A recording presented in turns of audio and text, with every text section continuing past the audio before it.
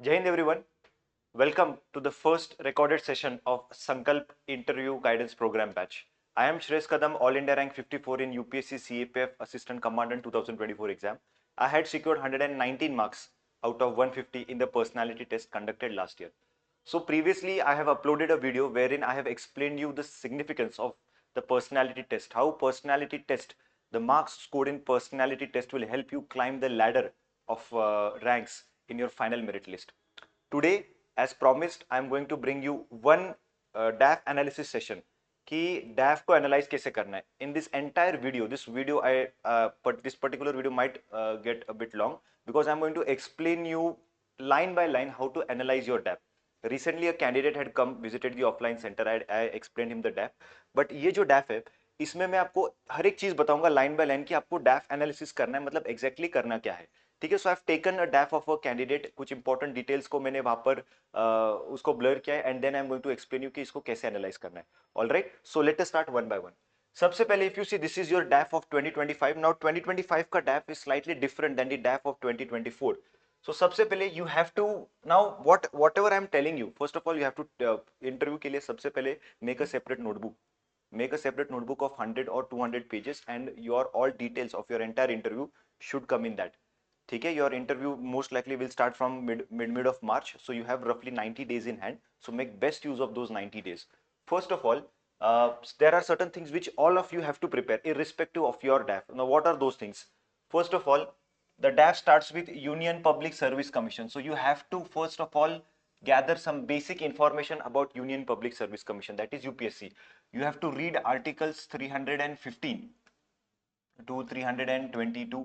You have to read article 312. You have to gather some basic information about Dholpur House, because if you see the address of UPSC is Dholpur House, right? So Dholpur House is traditionally belonged to which royal family, etc., etc. What happened after the after independence, it was transferred to whom, etc., etc. Then who is the current chairperson of UPSC, how many members are there in the UPSC, etc., etc. Some basic information, very less chances, but you should do. This is how our seniors taught us to do DAF analysis. All right. Then let us start with the first. Now this exam, as you know, it is Central Armed Police Forces CAPF. Now if you see, a basic question might be asked, I mean I had prepared for it, that if you know police as a subject, it is in the state list, right? Policing is a subject in the state list. If you are able to recall, there are three lists, right? Union list, concurrent list and state list in the 7th schedule. So state list में एक subject है police. So state list में police ये subject होने के बावजूद, what is the necessity to form और create central arm police forces? मतलब पुलिस ये स्टेट लिस्ट का, राज्य सूची का विषय है, तो इसके ऊपर कानून बनाने का अधिकार राज्यों को है. बट फिर भी सेंट्रल आर्म पुलिस फोर्सेस बनाने के पीछे का रीजन क्या है? Why did we actually the government of India created central arm police forces? So इसके ऊपर आप बेसिक इंफॉर्मेशन निकाल के रखना. Then let us start with the first. Okay, सबसे पहले whatever your name is, let us say your name is ABC. Alright, your name is ABC. तो सबसे पहले you have to check whether your name, if your name is A, whether your name has certain significance और not. जैसे for example, if you see my name Shreyas, right? So last year when I was studying, जब मैं mock interviews भी दे रहा था, तो मुझे एक मॉक इंटरव्यू में पूछा भी गया कि श्रेयस शब्द का मतलब क्या है. तो if you see Shreyas, this word is loosely, I mean not loosely, it is more or less mentioned in Bhagavad Gita. Bhagavad Gita के एक स्टैंजा में है, तो वो मैंने प्रिपेयर करके गया था कि उसका मतलब क्या है. फिर मैंने पेरेंट्स को भी पूछा था कि मेरे ये नाम रखने के पीछे क्या रीजन था वगैरह. तो जो भी आपका नाम है उसके पीछे अगर कोई वो ज्यादा जैसे कैनेडा भी आए थे, उनका नाम आनंद था, तो मैंने उनको पूछा कि आनंद नाम के पीछे के बारे में थोड़ा गूगल करो. देन वो कुछ भी उसके ऊपर पूछा जा सकता है, जैसे how to be happy in modern day, stress को कैसे बैलेंस करना, etcetera etcetera. So whatever your name is, तो उस नेम के बारे में बस बेसिक इंफॉर्मेशन निकाल के रखना कि आपका नेम का क्या है. देन आपके सरनेम के बारे में, यदि आपका सरनेम किसी फैमिली से बिलोंग करता है, हिस्टोरिकल फैमिली से, तो उसके बारे में भी you can gather some information. Then जैसे फॉर एग्जाम्पल ये जो कैंडिडेट अभी इन्होंने दिया है, if you see he is from Sagar Dhar, Madhya Pradesh. Sagar city, Dhar district of Madhya Pradesh. So I don't know whether I'm pronouncing it correctly or not. So first of all आपके address के सारे डिटेल्स आपको याद रखने हैं, जो भी आपका एड्रेस है। जैसे यहाँ पे धर है, तो धर से रिलेटेड जो भी चीज़ है कि धर किस चीज़ के लिए फेमस है, धर में आपको क्या क्या देखने को मिलेगा, या आपकी जो सिटी है, आपकी सिटी में क्या क्या फेमस लैंडमार्क्स है, हिस्टोरिकल लैंडमार्क्स क्या है, then what are the challenges faced by your city. जैसे आई एम फ्रॉम पुणे, तो मैंने इंटरव्यू के टाइम पे पुणे में, आप सबको पता है कि ट्रैफिक की बहुत बड़ी समस्या है, तो मैंने ट्रैफिक की समस्या के ऊपर प्रिपेयर करके गया था कि what you have to also see the possible solutions. तो आपकी जो सिटी है, वो सिटी में प्रॉब्लम्स क्या है, सिटी किसके लिए फेमस है, सिटी का कुछ ऐसा जीआई टैग, जीआई टैग यदि आपकी सिटी को कुछ मिला है, जीआई टैग यानी जोग्राफिकल इंडिकेशन टैग कुछ मिला है, तो उसके ऊपर भी आप इंफॉर्मेशन निकाल के जाइए। Then coming to your state, जैसे this particular person is from Madhya Pradesh, so first of all state को बहुत ही डिटेल में प्रिपेयर करना है, 3 to 4 lines, I mean 3 to 4 pages you have to prepare exclusively for your state, जो भी आपका state है। जैसे माई स्टेट वॉज महाराष्ट्र, तो मेरे महाराष्ट्र के सारे, मतलब महाराष्ट्र में महाराष्ट्र का भारत की जीडीपी में क्या योगदान है, महाराष्ट्र की in short history, the etymology of the name Maharashtra, then Maharashtra का मैंने देखा था कि महाराष्ट्र के रीजनल डिविजन्स कितने हैं, we have Marathwada, we have Paschim Maharashtra, we have Konkan, then we have Vidarbha, we have Khandesh. So Maharashtra में रीजनल इम्बैलेंसेस की समस्या है। जैसे आपको सबको पता होगा, जैसे आंध्र प्रदेश से तेलंगाना विभक्त हुआ, वैसे विदर्भा जो है वो चाहता है कि वो महाराष्ट्र से अलग हो जाए, ऐसे कुछ लोगों का मानना है। तो ऐसा क्यों मानना है, ऐसा क्या रीजन है, विदर्भ में ज्यादा बारिश है फिर भी वहां पर फार्मर सुसाइड का ज्यादा मामला क्यों आता है। तो ऐसे कुछ मैंने मेरे स्टेट के प्रिपेयर किए थे, you have to prepare for your state. आपका स्टेट मध्य प्रदेश है, जैसे एक कैंडिडेट का मेरे पास गैप है, ही इज फ्रॉम केरला, तो उनको उनके जो भी उनका स्टेट है, उन स्टेट की प्रॉब्लम्स, स्टेट के 5 problems, what are the 5 possible solutions, state की थोड़ी बहुत हिस्ट्री देखनी है, आपके स्टेट में एंशिएंट में कौन आया था, मिडिवल टाइम्स में आपका स्टेट किसके अंडर था, मॉडर्न टाइम्स में ब्रिटिशर्स के इंपॉर्टेंट आपके स्टेट में क्या कहते हैं। जैसे मैं महाराष्ट्र में था, तो महाराष्ट्र में पुणे में था, Pune is the headquarters of southern command of the Indian army, Indian army का जो सदर्न कमांड है उसके हेडक्वार्टर्स है पुणे में। वहां पर 1817 के आसपास ब्रिटिशर्स ने कैंप एस्टेब्लिश किया था वहां, मतलब मैं काफी पास रहता हूँ वहां से, तो मैंने उसके बारे में भी प्रिपेयर किया था। तो यहाँ से आपको प्रिपेयर करना है डिटेल में, you have to prepare. All right. Then whatever your date of birth is, now this particular candidate was born on 13th of November 2000. So whatever your date of birth is, so for example, just check कि 13th नवंबर को कुछ होता है क्या, international national कुछ day होता है क्या, वो चेक करना है आपको। Then in the year 2000 you have to prepare this year from 2 aspects. Now my year was 1999, तो मैंने इस ईयर को, जैसे 1999 was international year for older person, ये यूनाइटेड नेशंस ने डेजिग्नेट किया था।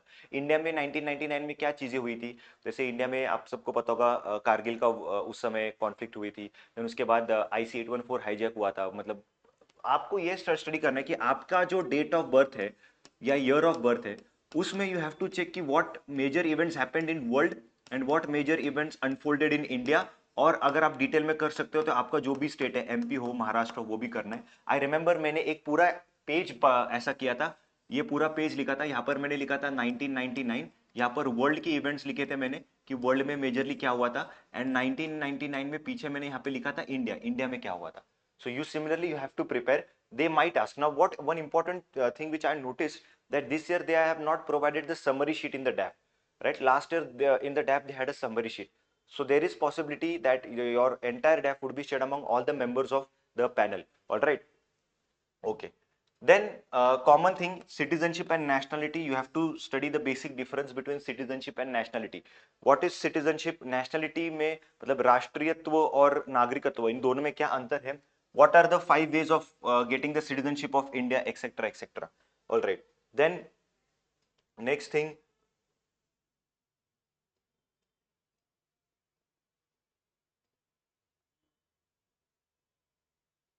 you have to prepare is,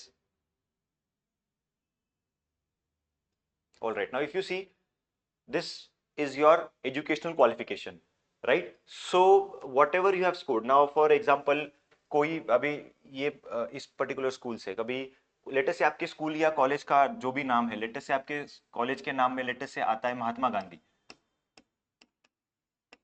या आपके कॉलेज के नाम में आता है सरदार वल्लभ भाई पटेल, या आपके कॉलेज के नाम में आता है जवाहरलाल नेहरू, या आपके कॉलेज के नाम में आता है सुभाष चंद्र बोस, या कोई भी फेमस व्यक्ति यदि आपके कॉलेज के नाम में है, तो उसके बारे में, उनके बारे में you have to prepare.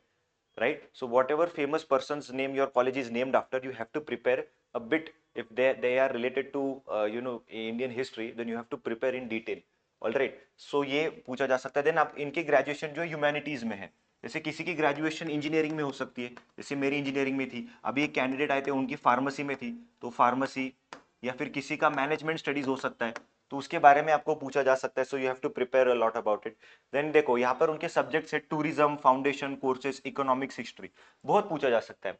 Tourism, what are the prospects of tourism in India, कि how to what are the ways wherein we can we can promote tourism in India, what are the possibilities, or what are the challenges faced by the state governments while promoting tourism, etc etc. Then economics के बारे में बहुत कुछ पूछा जा सकता है, कि डॉलर रुपी का जो अभी चल रहा है, rupee is crossing the 91 mark as compared to US dollar, तो वो पूछा जा सकता है ये क्यों हो रहा है।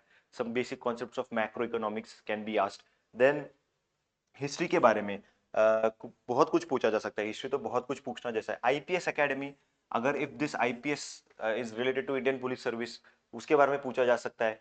ओके, देन देवी अहिल्या विश्वविद्यालय, सो अहिल्या जी के बारे में पूछा जा सकता है, कि if she is related to, मतलब ये अहिल्या देवी होलकर आप सबको पता होगा, तो उनके बारे में पूछा जा सकता है बहुत कुछ, उनका योगदान फ्रीडम स्ट्रगल में, then how she fought etcetera etcetera, वो बहुत कुछ पूछा जा सकता है। ठीक है, जैसे my was mechanical engineering, and उसमें मैंने सब्जेक्ट्स में मेंशन किया था एनर्जी इंजीनियरिंग।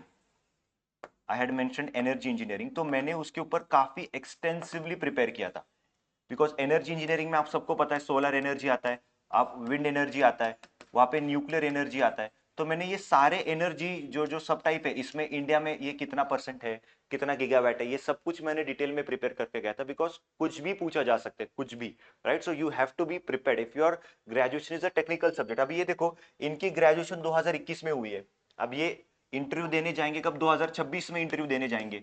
तो ग्रेजुएशन हुए लगभग 5 इयर्स हो चुके, राइट? 5 इयर्स हो चुके ग्रेजुएशन होने के बाद, तो चांसेस है कि ये काफी चीजें भूल गए होंगे, बट चूंकि ह्यूमैनिटीज है तो याद रहेगा। लेकिन टेक्निकल होगा आपका, फार्मेसी होगी या इंजीनियरिंग होगा, या कोई आपने कोई और पढ़ाई की होगी, टेक्निकल पढ़ाई, तो आप भूल जाते हो। तो मेक श्योर कि ये 2-2.5 महीने आपके पास है, 90 डेज है। make sure you study your technical aspects again, and you should be able to relate your technical aspects to the force which you have given the preference to. all right, मैं इसके ऊपर आऊंगा अभी। Then कुछ higher आपका है, जैसे इन्होंने एमए भी किया है, तो ये पोस्ट ग्रेजुएशन इन्होंने किया है पब्लिक एडमिनिस्ट्रेशन में, तो इसके ऊपर सवाल आ सकता है, public administration in India etcetera etcetera. यहाँ पर ये एबीवी के बारे में सवाल पूछा जा सकता है कॉलेज, मतलब शायद अटल बिहारी वाजपेयी हो सकता है, अभी मैंने देखा नहीं, बट शायद हो सकता है, तो ये पूछा जा सकता है। देन 25 दिसंबर शायद उनका बर्थडे होता है, तो 25 दिसंबर गुड गवर्नेंस डे होता है इंडिया में, तो उस उनको पब्लिक एडमिनिस्ट्रेशन से रिलेट करके पूछा जा सकता है। ऑल राइट, देन इंदौर के बारे में चीजें पूछे जा सकते हैं, right? All right, so whether now यहाँ पे अगर आपका यस है, whether you possess NCC B और C certificate, so you might be asked question about NCC, motto of NCC, which battalion you were a part of, what all activities did, what motivated you to join NCC, etc etc. Then are you an ex serviceman? अगर ex serviceman आप हो तो उसके ऊपर काफी सवाल आएंगे। यदि आप सेंट्रल गवर्नमेंट के सर्वेंट हो तो उसके ऊपर सवाल आएंगे। ठीक है, तो ऐसा आपको you have to prepare. Now this is very very important, this is where they can definitely ask you questions. Now there are two types of candidates which I have known. 70 to 80% of the candidates put CSF as the first preference, but there are certain candidates who have certain preference as BSF, या कुछ candidates होते हैं जिनकी first preference CRPF होती है। अभी कुछ candidate जब डैफ फिल कर रहे थे तो मुझे आके बोले कि सर मुझे पेपर 1 में कम मार्क्स है, तो सर मैं सीआरपीएफ फर्स्ट प्रेफरेंस दे दूं क्या? जब आपकी जब डैफ फिलिंग चल रही थी, तो मैंने कहा आपको जेन्युइनली सीआरपीएफ, आपको जो भी फोर्स जेन्युइनली ज्वाइन करनी है वो फोर्स आप फर्स्ट दो। उन्होंने कहा नहीं सर मुझे पेपर 1 में कम मार्क्स है, तो यदि मैं सीएसएफ फर्स्ट प्रेफरेंस दूंगा तो इंटरव्यू में मुझे शायद कम आएगी। सी ऐसा कुछ भी नहीं है, आपकी फोर्सेस की प्रेफरेंस का आपके पेपर 1 और आपके इंटरव्यू के मार्क्स से कुछ भी लेना देना नहीं है। जो भी फोर्स प्रेफरेंस आप देने वाले हो, you should be able to justify it. आपने यदि CRPF, BSF, ITBP first preference दिया है, तो आपको उसके ऊपर सवाल पूछे तो आपको उसके ऊपर जस्टिफाई करना आना चाहिए कि मैंने सीआरपीएफ फर्स्ट प्रेफरेंस क्यों दिया है, मैंने बीएसएफ क्यों दिया है। If you are able to justify, यदि बोर्ड कन्विंस हो गए आपके आंसर के ऊपर, तो डेफिनेटली आपको मार्क्स मिलेंगे। ऐसा कुछ नहीं है कि पापा सीआरपीएफ या बीएसएफ फर्स्ट प्रेफरेंस देने से मुझे इंटरव्यू में मार्क्स ये हो जाएंगे।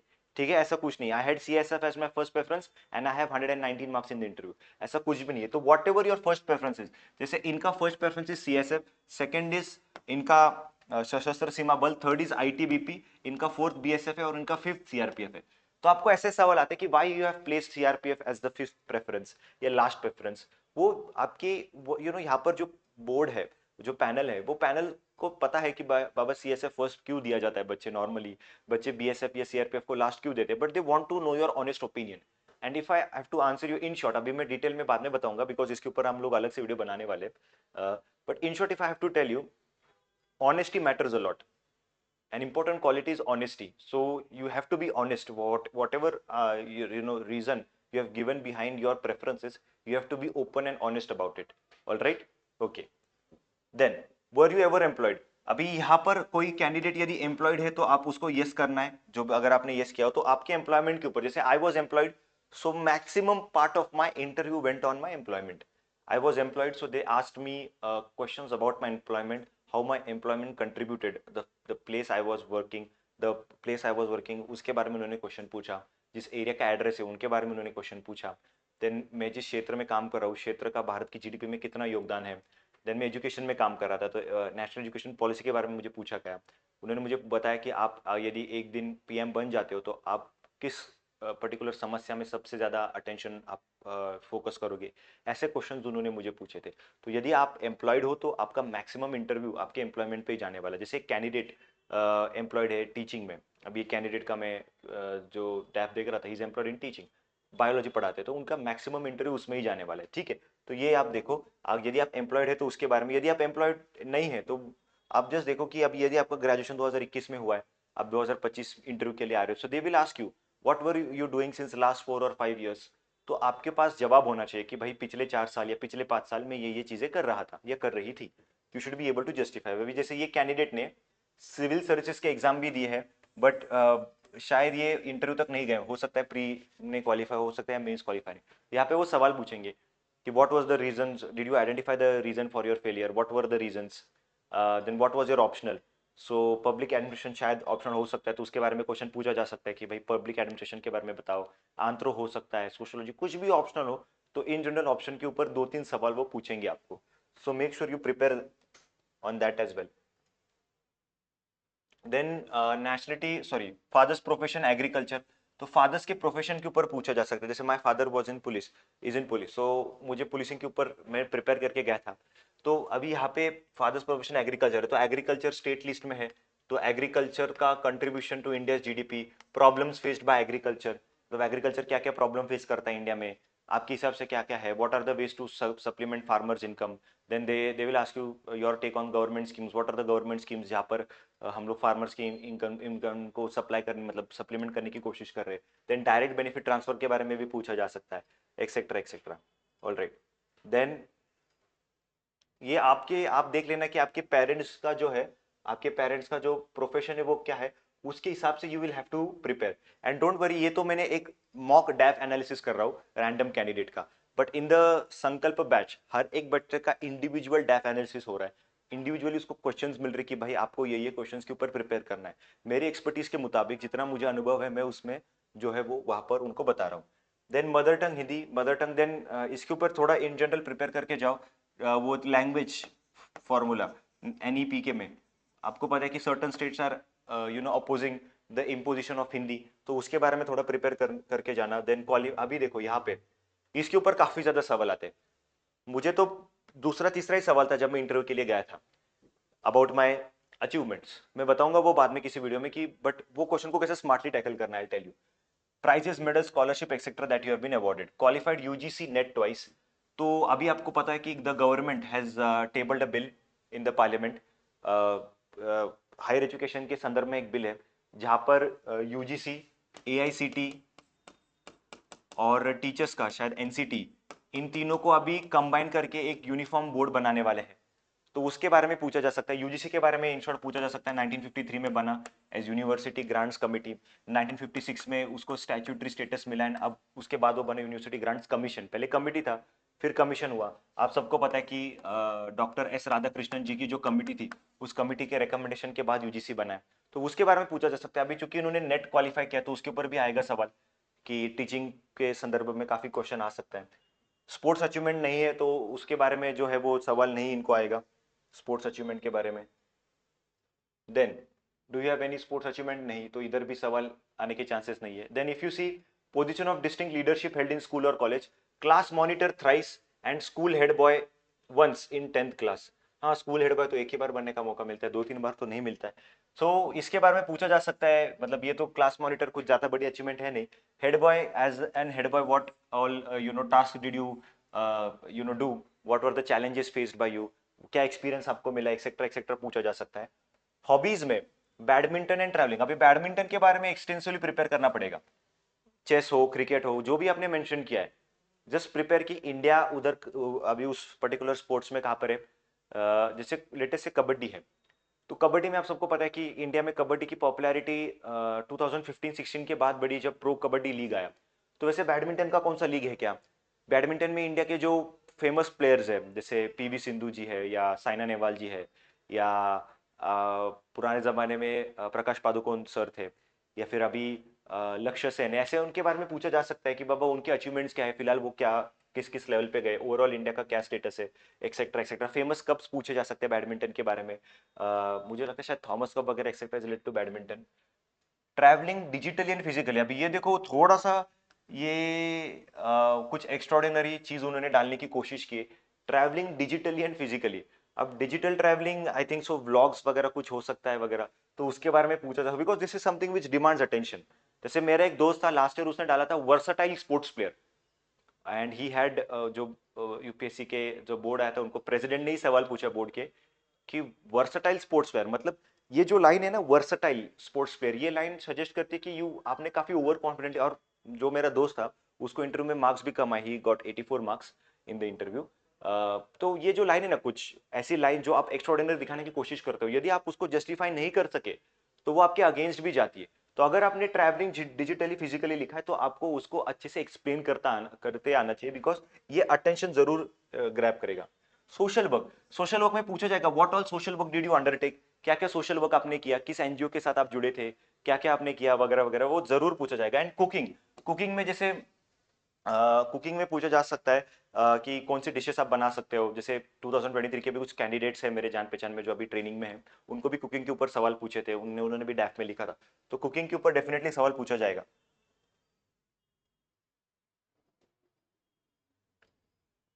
देन बाकी ये जो कुछ चीजें हैं जैसे करंट अफेयर्स, करंट अफेयर्स आपको प्रिपेयर करके जाने फ्रॉम द लास्ट 6-7 मंथ्स, जो भी इंपॉर्टेंट चीजें करंट अफेयर्स में आए वो आपको प्रिपेयर करके जाने, उसके ऊपर आ सकता है। जैसे स्पेशल इंटेंसिव रिवीजन हुआ, या कुछ स्टेट्स में इलेक्शंस है, उसके ऊपर you have to prepare. Then this is तो about the EWS etcetera etcetera, this is not related, okay.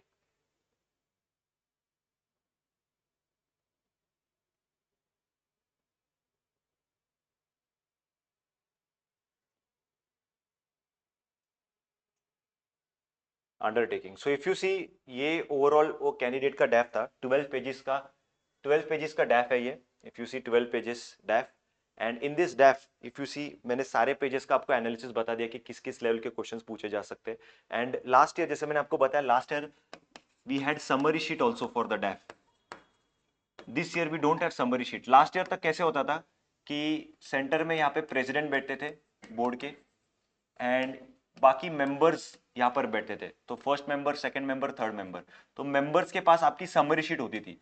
अभी चूंकि समरी शीट नहीं है तो there is possibility that president और सारे जो प्रेसिडेंट के पास जैसा आपका डैफ है, सारे मेंबर्स के पास आपका डैफ रहेगा।